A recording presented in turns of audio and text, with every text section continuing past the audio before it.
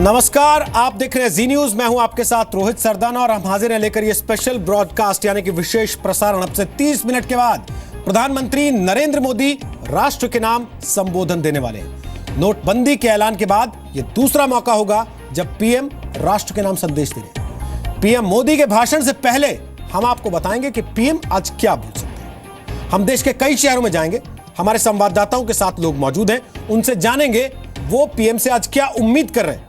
माना जा रहा है कि पीएम अपने संबोधन में मिडिल क्लास यानी कि मध्य वर्ग और किसानों के कर्ज को लेकर बड़े ऐलान कर सकते हैं।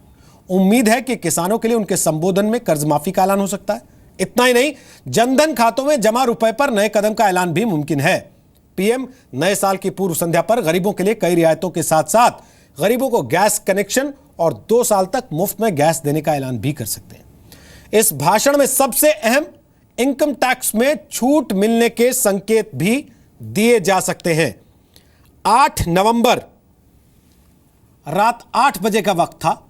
यह दिन और वक्त शायद ही कोई देशवासी भूला होगा जब पीएम अचानक राष्ट्र के नाम संबोधन के लिए पहुंचे थे। उस रोज उन्होंने ऐलान किया था कि 500 और 1000 रुपए के नोट अगले दिन चलन से बाहर हो जाएंगे। पीएम ने पुराने नोटों को बैंकों में जमा करवाने की मियाद 30 दिसंबर तय की थी।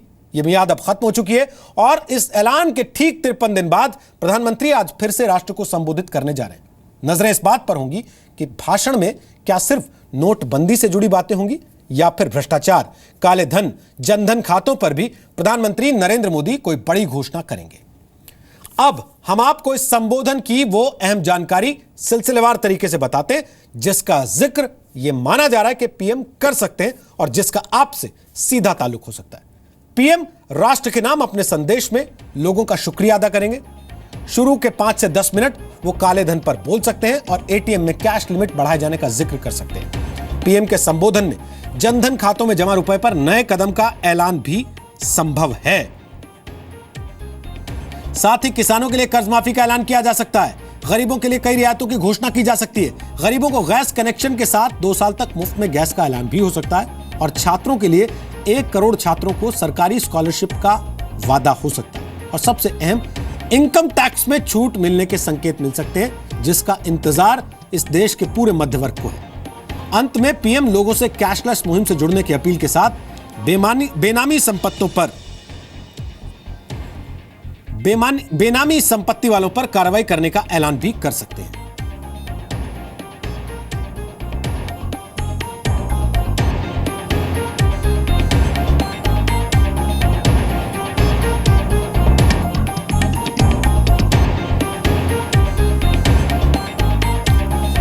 तो आपको बता दें कि हमारे साथ इस वक्त देश के अलग अलग शहरों से हमारे रिपोर्टर्स मौजूद हैं जो लोगों के साथ हैं। लोगों से बात करके वो ये बताएंगे कि आखिर लोग प्रधानमंत्री से क्या उम्मीद कर रहे हैं, क्या सुनना चाहते हैं। दिल्ली से हमारे साथ रूफी जैदी हैं, मुंबई से एहसन अब्बास हैं, पटना में आशुतोष हैं, कोलकाता में पूजा मेहता हैं, कोटा से हिमांशु मेरे साथ हैं।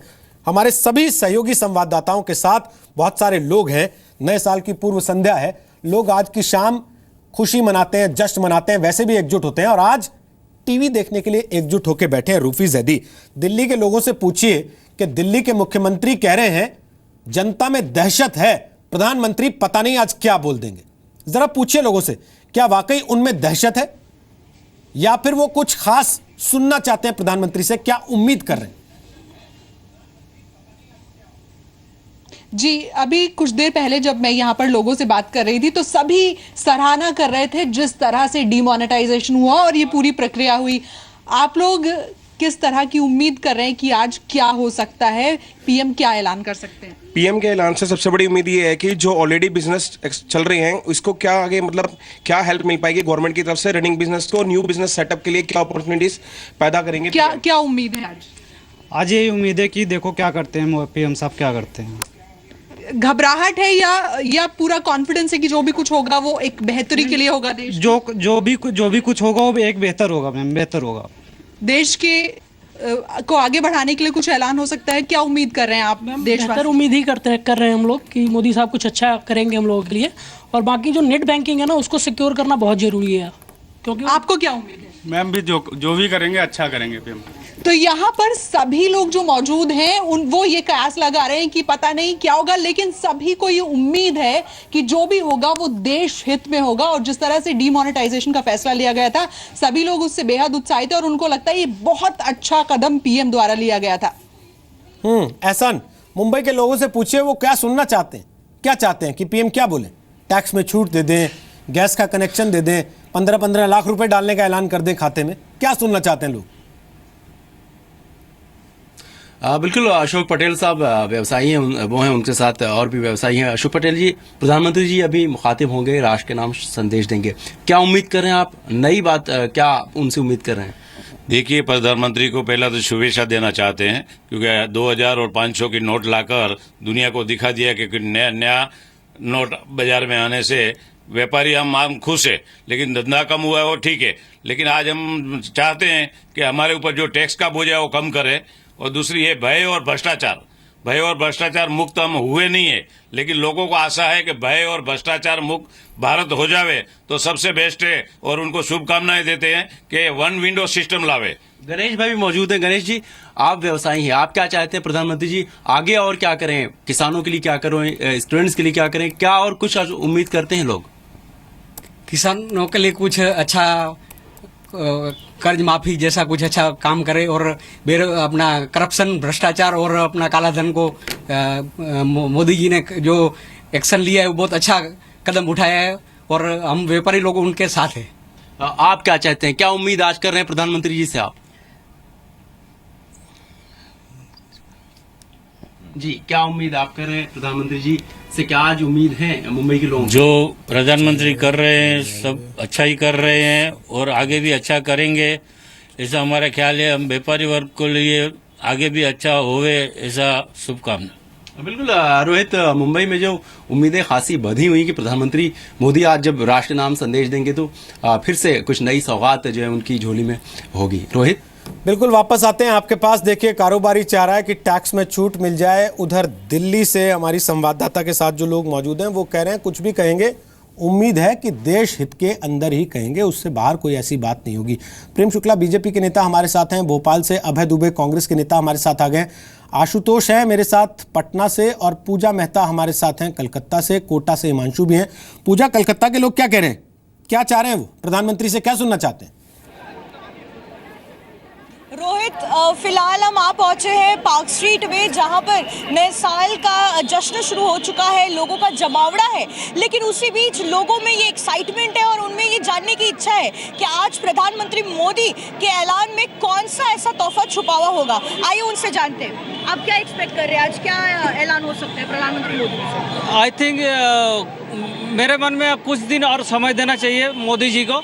ये जो फैसला लिया है मोदी जी ने, डट के फैसला लिया है और डट के रहना चाहिए, चाहे जितने दिन भी लगे इसमें। अगर और थोड़ा 2 महीना 3 महीना लगे, लेकिन इस फैसले को नरेंद्र मोदी जी को मेरा रिक्वेस्ट है, पर्सनल रिक्वेस्ट है, उसे पीछे नहीं हटना चाहिए, आगे ही जाना है। आज आइए जानते हैं एक घर की गृहिणी से, उनसे पूछते हैं कि उनका क्या एक्सपेक्टेशन है। आप क्या एक्सपेक्ट करती है नोटबंदी का, आज क्या ऐलान हो सकता है? ये तो ठीक से बता नहीं सकते मैडम क्या होता है, वो कुछ भी कर सकती है। जब एक रात में फैसला सही था ये फैसला बिल्कुल सही नहीं था मेरा ख्याल से। ये इसलिए सही नहीं था, अगर जो भी उनको फैसला करना चाहिए था वो थोड़ा सा तो कुछ भी माने पब्लिक को बता करके कुछ करते। एक रात वो ऐसे बता दिए कि नहीं। तो यही हमने लोगों से जाना और यहाँ पे मिक्स रिएक्शन है, जहाँ कुछ लोग कह रहे हैं कि ये फैसला अच्छा नहीं था, वही कुछ लोगों का ये कहना है कि सिर्फ 50 दिन ही क्यों, प्रधानमंत्री मोदी को कुछ और दिन दिए जाए और ये काफी अच्छा मूव था उनका। रोहित, चले चलते हैं, मनीष मेहता हमारे साथ हैं, मनीष से जरा पूछते हैं रांची के लोग क्या कह रहे हैं। मनीष, रांची के लोग क्या उम्मीद कर रहे हैं प्रधानमंत्री से, आज क्या सुनना चाह रहे हैं?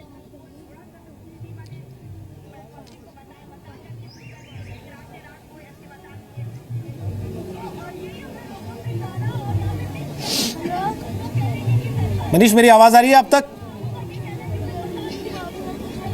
शायद मनीष तक हमारी आवाज नहीं जा रही है, हम वापस चलेंगे मनीष के पास। बिल्कुल रोहित, पहले तो मैं तस्वीरें दिखाना चाहूंगा रांची की। आप देख सकते हैं इस वक्त मैं मौजूद हूं रांची के खादी एवं सरस महोत्सव में जो का आयोजन किया गया। और खास बात यह है रोहित की रांची में जगह जगह इस तरह के बड़े स्क्रीन्स लगाए गए हैं। जहां रोहित, आवाज आ रही है आपकी? आ रही है, बोलते रहिए, आप सुन रहे हैं सब, आपको दिखाइए क्या दिखा रहे हैं वहां से।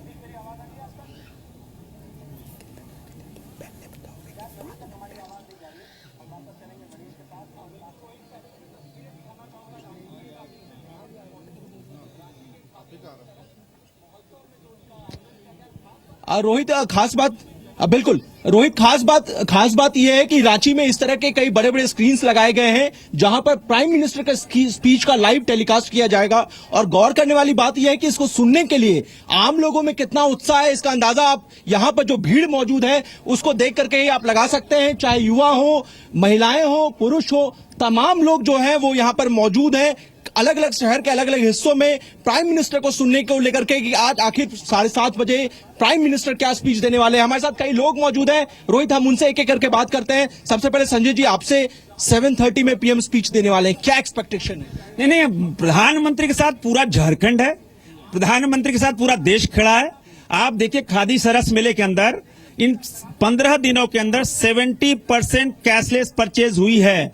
पूरा झारखंड डिजिटल हो गया है। देश का ऐसा प्रधानमंत्री, ऐसा लाडला प्रधानमंत्री, और जो वो काम कर रहे हैं, झारखंड की 3.5 करोड़ जनता प्रधानमंत्री के साथ में है। हम चाहते हैं देश डिजिटल हो, हम चाहते हैं देश कैशलेस हो, भ्रष्टाचार मिटे, काला धन वापिस आए। बिना कैशलेस के, बिना डिजिटल के नहीं हो सकता है। हमारे साथ टैक्स एक्सपर्ट्स भी हैं। संजय जी, ये बताइए कि ये जो डिसीजन प्राइम मिनिस्टर ने लिया है, इसका कितना दूरगामी परिणाम होगा और आज क्या एक्सपेक्ट? देखिए, हमारे देश में 85% ट्रांजैक्शन कैश में होता था और इसका 30 से 40% जो टैक्स होता था वो चोरी में चला जाता था। जैसे ये डिजिटाइजेशन प्रोसेस में कन्वर्ट होगा, 15 लाख करोड़ के बदला सिर्फ 6.5 लाख करोड़ कैश में है, तो जैसे जैसे ये डिजिटाइजेशन में कन्वर्ट होगा, देश का टैक्स कलेक्शन बढ़ेगा और टैक्स कलेक्शन बढ़ेगा तो ये जनता पर ये पैसा ज्यादा खर्च हो पाएगा और तभी हमारा देश डेवलप कर पाएगा, जिसकी कल्पना आज हमारे प्रधानमंत्री ने की है। गृहणिया भी हमारे साथ मौजूद है, उनकी भी राय ले लेते हैं। मैम, इस डिसीजन को आपने देखा, थोड़ा आपके घर पर इसका असर भी पड़ा होगा, किस तरह से देख रही है? मुझे ये बहुत ही अच्छा लगा। नोटबंदी से कोई भी परेशानी नहीं हो रही है, अच्छा हो रहा है कि भ्रष्टाचार जो है सो कम हो रहा है। इससे आगे युवा क्या सोच रहे हैं, रोहित, उस पर भी बात कर लेते हैं। आप लोग किस तरह से देख रहे हो? जी, we are just looking like government Narendra Modi is just doing have a better life for our better India, is just doing. आज युवाओं के लिए स्कॉलरशिप स्कीम की भी घोषणा हो सकती है, इस पर आपका क्या कहना है? हाँ, इसी बात का हमें इंतजार है और जितनी एक्साइटमेंट हमें न्यू ईयर की है उतने ही एक्साइटेड है हम कि हमारे प्राइम मिनिस्टर आज क्या बोलने वाले हैं। चलिए वापस आते हैं आपके पास। मनीष, आप रहिएगा। रांची में देखिए बड़ी स्क्रीन लगी है, मेला चल रहा है वहां पे और बड़ी तादाद में लोग जुटे हुए हैं। जगह जगह बड़ी स्क्रीन पर प्रधानमंत्री का भाषण सुनने का इंतजार हो रहा है।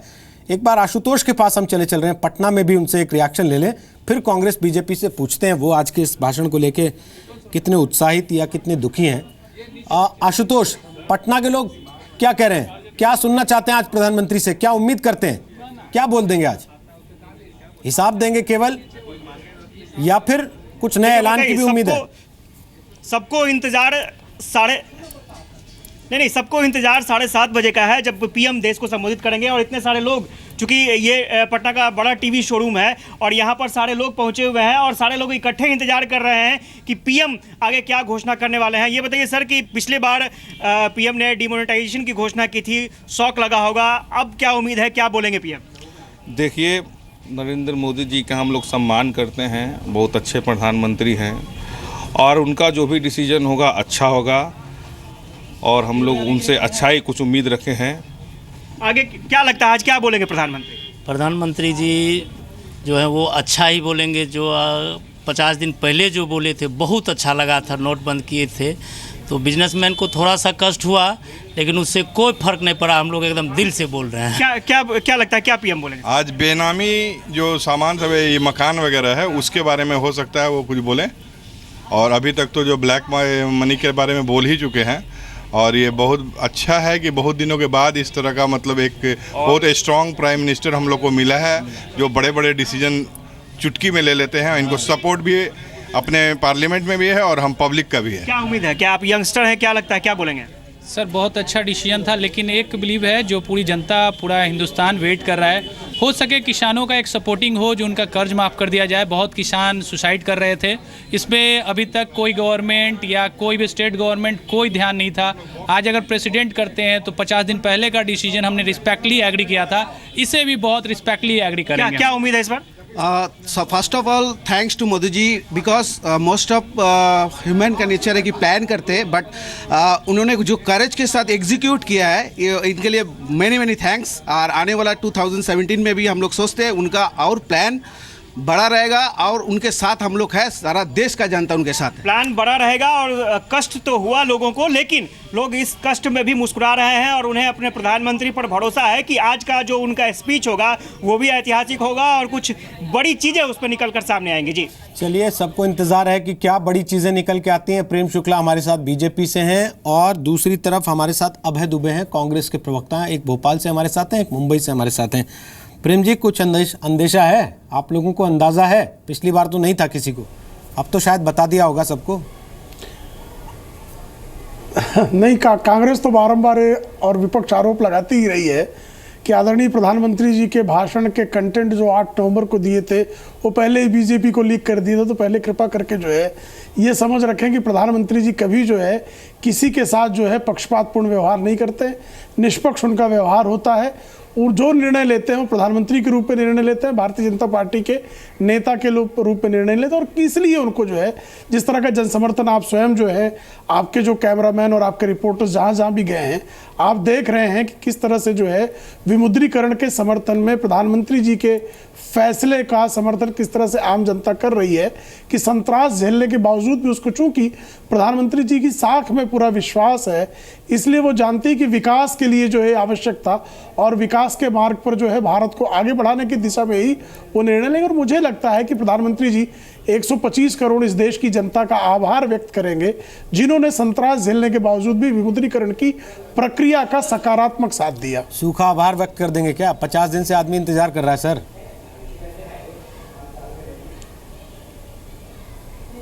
हेलो सर, मैं कह रहा हूँ सूखा आभार व्यक्त करवा दीजिएगा क्या? आदमी 50 दिन से इंतजार कर रहा है कि शायद हमने सरकार का इतना साथ दिया है, तो आधार का सरकार भी प्रश्न ही नहीं हमारा होता साथ ना, देगी। क्योंकि अंततः विमुद्रीकरण का फैसला आम जनता के हित में ही लिया गया है, तो उससे जो कोई लाभ होगा वो जनता को ही पहुंचाना उसका मुख्य उद्देश्य जो है। भ्रष्टाचार मुक्त करना, भ्रष्टाचार से अल्टीमेटली सफरर कौन है? तो आम जनता है। आतंकवाद का दंश किसको लगता है? तो आम जनता को लगता है। काले धन का जो एक बड़े पैमाने पे काला धन ताले की तिजोरियों में भरकर ताला मार दिया गया था, उसके बाहर निकलने का और उसके टैक्स सिस्टम में आने का, और जिस तरह से आदरणीय वित्त मंत्री जी ने बीते दिनों में बताया कि किस तरह से हमारी टैक्स कलेक्शन बढ़ गई। जो टैक्स कलेक्शन बढ़ेगा तो आम जनता के विकास पर ही वो टैक्स कलेक्शन खर्च होगा। ठीक है अभय दुबे जी, आपको ये बातें प्रैक्टिकल लगती हैं, व्यावहारिक लगती हैं जो कह रहे हैं प्रेम शुक्ला जी?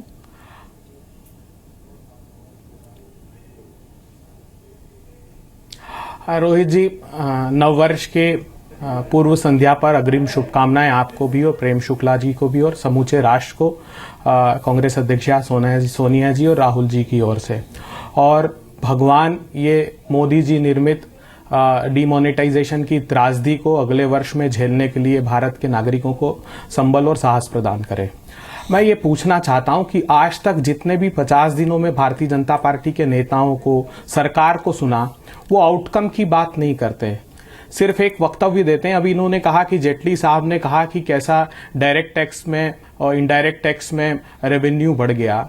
तो महोदय, ये तो अप्रैल से नवंबर का डेटा था जो आरबीआई पहले, जो फाइनेंस मिनिस्ट्री ने पहले प्रेस रिलीज इशू कर दिया था।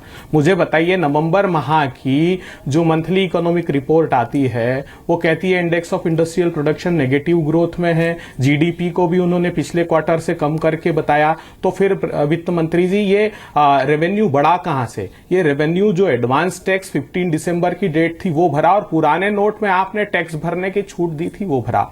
एक प्रश्न वित्त मंत्री जी ने और कहा कि पिछले साल से, वो प्रधानमंत्री जी ने भी कहा, क्योंकि पिछले वर्ष की तुलना में बोनी बढ़ गई।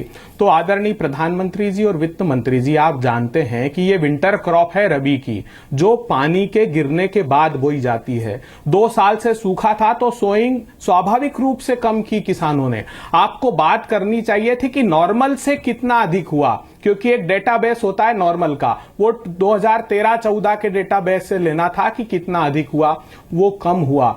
आश्चर्य इस बात का है कि 17 करोड़ मेट्रिक टन वेजिटेबल का प्रोडक्शन हुआ है, जो फर्स्ट एडवांस एस्टिमेट 15-16 का है रोहित जी। उसमें से 5 करोड़ मेट्रिक टन आलू है, 2 करोड़ मेट्रिक टन प्याज है, 2 करोड़ मेट्रिक टन टमाटर है। सड़कों पर जगह जगह लोगों ने फेंकना प्रारंभ कर दिया। बाकी वेजिटेबल्स के भी यही हाल है। रबी की जो क्रॉप थी उनका पैसा नहीं मिला। तो हम चाहते हैं प्रधानमंत्री जी, सबसे पहले आज नए वर्ष की सौगात के रूप में आप हिंदुस्तान के किसानों को कम से कम ये दीजिए जो आपने घोषणा पत्र में वादा किया था कि लागत का 50% ऊपर दूंगा, वो आज घोषणा करेंगे। हम आपका बहुत बहुत स्वागत करेंगे। हम स्वागत करेंगे प्रधानमंत्री जी अगर आप शेड्यूल कॉमर्शियल बैंक में 48,000 करोड़ रुपए का नॉन परफॉर्मिंग असेट किसानों का है, और जो कोऑपरेटिव बैंक है उसमें कम से कम 20,000 करोड़ रुपए का नॉन परफॉर्मिंग असेट्स हैं। तो आपने जब उद्योग जगत का 1,12,000 करोड़ रुपए राइट ऑफ किया है, तो देश का किसान आपसे अपेक्षा करता है कि प्रधानमंत्री जी आप विनम्रतापूर्वक किसानों पर कृपा कीजिए और उनको भी कुछ राहत दीजिए।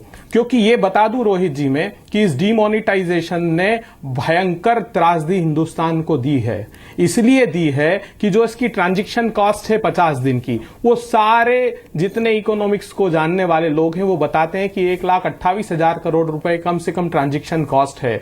जो लोग कतारों में खड़े रहे, जो 30,000 करोड़ रुपए की प्रिंटिंग कॉस्ट है, जो बैंक इंफ्रास्ट्रक्चर है वगैरह वगैरह, और 2% जीडीपी का नुकसान है, अर्थात 150 लाख की करोड़ों रुपए की जीडीपी। अगर आप 16-17 का बजट डॉक्यूमेंट देखेंगे जी रोहित जी, आखिरी 10 सेकंड, सिर्फ 5 सेकंड, तो 2% मतलब 3 लाख करोड़ रुपए। तो देश ने 4.25 लाख करोड़ रुपए खोया है, और इररिपेरेबल लॉस जो है उनका मूल्यांकन अभी नहीं किया गया जी। अगर आप लोग इतने कॉन्फिडेंट हैं कि इस प्रधानमंत्री ने देश को इस स्थिति में ला खड़ा किया है कि यह देश अब खड़ा नहीं हो पाएगा, तो राहुल जी आज चैलेंज करने के लिए खड़े क्यों नहीं है 31 तारीख को उनके सामने, जब प्रधानमंत्री पूरे देश को संबोधित करने वाले हैं? उसके फौरन बाद राहुल जी को आ जाना चाहिए था, पूछना चाहिए था उनसे सारे सवाल जो आप इस वक्त पूछ रहे हैं यहां बैठ के। कहां है राहुल जी? नहीं रोहित जी, देखिए दर्द इस बात का है कि ये प्रधानमंत्री सिर्फ भारतीय जनता पार्टी के प्रधानमंत्री नहीं है सर। विपक्ष भी तो केवल कांग्रेस का नेता नहीं है ना, विपक्ष भी तो इस देश को रिप्रेजेंट करता है सर। सबके हैं, विपक्ष भी तो देश का सबका है ना सर, तो विपक्ष के नेता को खड़ा होना चाहिए ना सामने। बिल्कुल ठीक बात कही। चेहरा आपकी तरफ से कौन है? राहुल जी है ना। बिल्कुल, बहुत अच्छी बात आपने कही। राहुल जी ने तो ये प्रश्न खड़े किए, वो जो चार्टर उन्होंने दिया है, चलेगा नए साल की छुट्टी मनाने, मनरेगा में आप एनहेंस कीजिए, कैसे एमएसपी में आप बढ़ा दीजिए, क्योंकि जो नुकसान हुआ है। चलेगा नोटबंदी में नए साल की छुट्टी मनाने। 31st की पार्टी बनाने कहां गए राहुल जी? लगाना दृढ़ता से हम 31st की पार्टी कहां गुप्त स्थान पर गए? देश के नागरिक किस गुप्त स्थान पर गए जरा वो तो बताइए। आप सकारात्मक निर्णय गुप्त स्थान पर गए? शुक्ला जी प्लीज। आदरणीय राहुल गांधी जी कहां गए? शुक्ला जी प्लीज। जब देश को आप कह रहे हैं संतरास है, बातें करना शुक्ला जी शोभा नहीं देता। मैं नहीं चाहता रोहित जी, मैं नहीं चाहता कि वर्षांत में कोई कड़वाहट शुक्ला जी और हमारे बीच रहे। हमारा मतांतर है शुक्ला जी, आज संयोग से वस्त्र भी आपने और हमने एक जैसे आपकी सरकार है ना देश में, ये कड़वाहट निकाल दीजिए देश के नागरिकों के कड़वाहट जो भरी है। थोड़ा रुक जाइए, थोड़ा रुक जाइए। शुक्ला जी आपकी सरकार है ना देश में, राहुल जी मुझे, शुक्ला जी आपकी सरकार है ना इस देश में, इस देश से एक भी आदमी, वो भी एसपीजी सुरक्षा पाया अगर बाहर जा रहा है, आपको तो पहले पता होना चाहिए ना। आप इनसे पूछ रहे हैं कहां गए, ये तो कह देंगे कि मुझे नहीं पता, आपको तो पता होना चाहिए पहले। देखिए एसपीजी सुरक्षा, नहीं एसपीजी सुरक्षा प्राप्त व्यक्ति का लोकेशन सरकार घोषित करे, ये भी ठीक नहीं है। घोषित ना करे तो आपको पता तो होना चाहिए सर। घोषित कर दिया, लेकिन अभय जी जब जैसा कह रहे हैं कि जनता बहुत त्रस्त है, तो ऐसे में इनके नेता को मस्त होने के लिए कहीं और नहीं जाना चाहिए, जनता के साथ खड़े होना चाहिए, जनता की समस्याओं को रेखांकित करना चाहिए। आपने ये प्रश्न पूछा, उसको आए बाए खड़े हैं 50 दिनों से जनता के साथ राहुल जी खड़े हैं। अभय जी आप जब वो कतारों में जाकर उनकी वेदना समझने के लिए खड़े हुए तो आप उपहास उड़ाने पर आमादा होते हैं। जब वो किसानों का दर्द बांटने उत्तर प्रदेश, सुनिए ना एक सेकंड सर, आप लड़ने लगे, ये अच्छी बात है, आप लड़ने लगे अच्छी बात नहीं है सर, प्लीज प्लीज झगड़िए नहीं, अच्छा नहीं लगता। एक चीज आप लोगों को बता देता हूं, एक चीज आप लोगों को बता देता हूं सर, आप इंडस्ट्रियल ग्रोथ के आंकड़े बता रहे हैं कि फेल हो रहा है, इंडस्ट्रियल ग्रोथ खत्म हो रहा है, किसान मर गया, सब्जी सड़क पे आ गई। सर आप भोपाल में हैं, मुझे वहां का स्थिति नहीं पता, मैं नोएडा अपने दफ्तर किसी तरह पहुंच पाया हूं सर। बाहर शॉपिंग करने के लिए, मॉल में घुसने के लिए हजारों गाड़ियों की लाइनें लगी हुई हैं सर, जाम लगा हुआ है सड़कों पे। और ये नोटबंदी में दुर्दशा इस देश की सर, जो लोग नोटबंदी के गम बुलाने के लिए मॉल्स में जाके, रेस्टोरेंट्स में जाके, होटल्स में जाके लाइनें लगा के 3-3 घंटे 4-4 घंटे के इंतजार में खड़े कि हमारा नंबर आएगा तो अंदर जाके खाना खा के आएंगे, पार्टी मना के आएंगे। और हमारे नेता विपक्ष भी नए साल का जश्न मनाने के लिए गए हैं सर। तो यह स्थिति है सर, ये नोटबंदी से त्रस्त देश की स्थिति है, अगर देश वाकई त्रस्त है तो। इस वक्त में हमारे एक और सहयोगी आ गए हैं मेरे साथ, हिमांशु, कोटा में वो हैं, राजस्थान में, वहां से वापस आपको जानकारी दे रहे हैं थोड़ी सी, उसके बाद आता हूं वापस अभय जी आपके पास। हिमांशु, बताइए कोटा के लोग क्या कह रहे हैं, नोटबंदी के 50 दिन कैसे कटे और आज पीएम से क्या उम्मीद कर रहे हैं? देखिए बिल्कुल रोहित, अपने आप में इस पूरे मुद्दे को लेकर के बात करने के लिए कोटा की जनता हमारे साथ में है। नोटबंदी के 50 दिन किस तरह से बीते और अब जब पीएम एड्रेस करने वाले हैं तो क्या कुछ उम्मीदें हैं, क्योंकि नया साल शुरू होने वाला है, नए साल का वेलकम करने वाले हैं, तो निश्चित तौर पर किसी खुशखबरी की उम्मीद, किसी अच्छी खबर की उम्मीद पीएम के भाषण में यहाँ के लोग कर रहे हैं। और देख सकते हैं आपकी इंतजार यहाँ के लोगों को है। नोटबंदी के 50 दिन किस तरह से बीते और आप जब पीएम एड्रेस करने वाले हैं तो किस तरह की अपेक्षाएं हैं? हमारी अपेक्षा है माननीय प्रधानमंत्री जी देश के उज्जवल भविष्य के लिए घोषणाएं करें, जिससे रोजगार उत्पन्न हो, आर्थिक जो आज़ादी है, मतलब ज़्यादा से ज़्यादा लोगों को रोजगार उत्पन्न हो और देश में जो है रोजगार बढ़े। हमारी ऐसी उम्मीद है, क्योंकि सभी मैं फाइनेंस सेक्टर से काम करता हूँ एचडीबी में, तो मेरी तो यही उम्मीद है जब तक बिजनेस नहीं बढ़ेगा तब तक हमारा काम आगे नहीं बढ़ेगा। आपकी क्या नजरिया है? हम तो ये सोच रहे हैं माननीय मोदी जी ने जो एक नोटबंदी का जो कार्यक्रम किया है, इससे आगे जाके बहुत अच्छे लाभ मिलने की उम्मीद कर रहे हैं। जो हम तो सोच रहे हैं कि इससे महंगाई पे भी बहुत इफेक्ट पड़ेगा। कल 2017 की शुरुआत हो रही है, क्या उम्मीद है? नए साल में एक शुभ संदेश ही प्रधानमंत्री जी से अपेक्षा करते हैं कि ऐसा संदेश देंगे जो पूरे देशवासियों के उज्जवल भविष्य की कामना करेगा। आप यूथ है, आपकी क्या अपेक्षा है पीएम से? जी बिल्कुल सही करा है उन्होंने, जो भी करा है नोटबंदी के मामले में। आगे बहुत अच्छे बेनिफिट्स मिलने वाले हैं, कैशलेस हो जाएगा, प्लास्टिक मनी चलने लग जाएगी, तो इससे देखिए बिल्कुल रोहित, देखिए एक अच्छी बात यहाँ से ये निकल करके आ रही है, लोग किसी शुभ समाचार का इंतजार कर रहे हैं। जब पीएम एड्रेस करेंगे तो किसी शुभ चीज यहाँ से निकल करके आएगी और इसी के साथ में लोग न्यू ईयर का यहाँ पर वेलकम करेंगे। तो ये है कोटा की जनता की राय नोटबंदी के फैसले के समर्थन में नजर आती है। हमने भोपाल में पूछ लिया, हमने मुंबई में पूछ लिया, हमने दिल्ली में पूछ लिया, हमने पटना में पूछ लिया, हमने रांची में पूछ लिया। मुझे हैरानी है, पता नहीं सभी ये लोग बीजेपी के सपोर्टर हैं, वोटर हैं, या फिर हमारे रिपोर्टर उन लोगों में पहुंच नहीं पाए हैं जो कुछ और चैनल्स पे दिखाई दे रहे हैं और रो रहे हैं, कह रहे हैं कि नोटबंदी ने जीवन हराम कर दिया।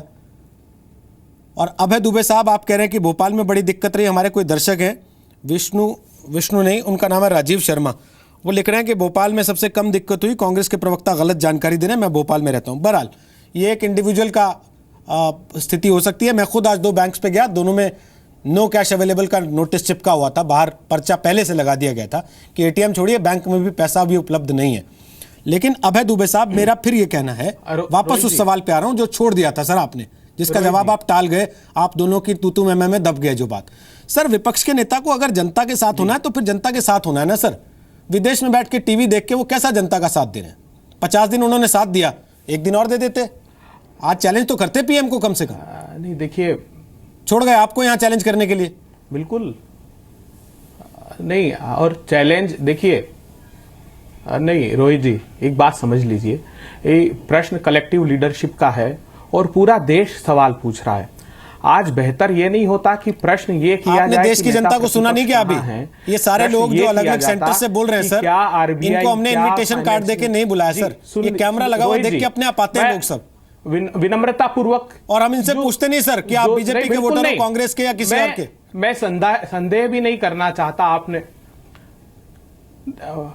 रोहित जी, मैं संदेह भी व्यक्त नहीं करना चाहता। जो आपके पत्रकारों ने पूछा है सवाल, वो बहुत स्वाभाविक है और स्वाभाविक सी प्रतिक्रिया है, मैं उस पर प्रश्न भी नहीं खड़ा करना चाहता।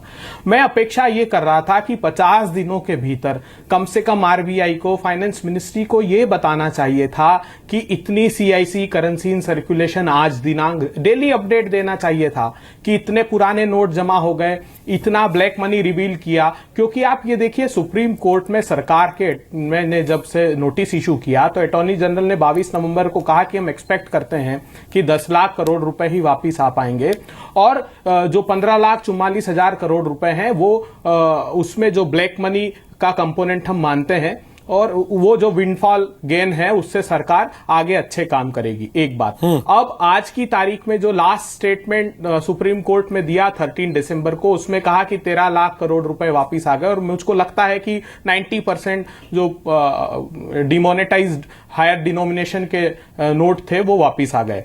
मैं सरकार से ये पूछना चाहता हूं कि आप बार बार कहते हैं कि कैशलेस ट्रांजैक्शन की तरफ जाओ और जिम्मेदार मंत्री ये आरोप लगाते हैं कि हायर डिनोमिनेशन के नोट 5 साल में बढ़ गए।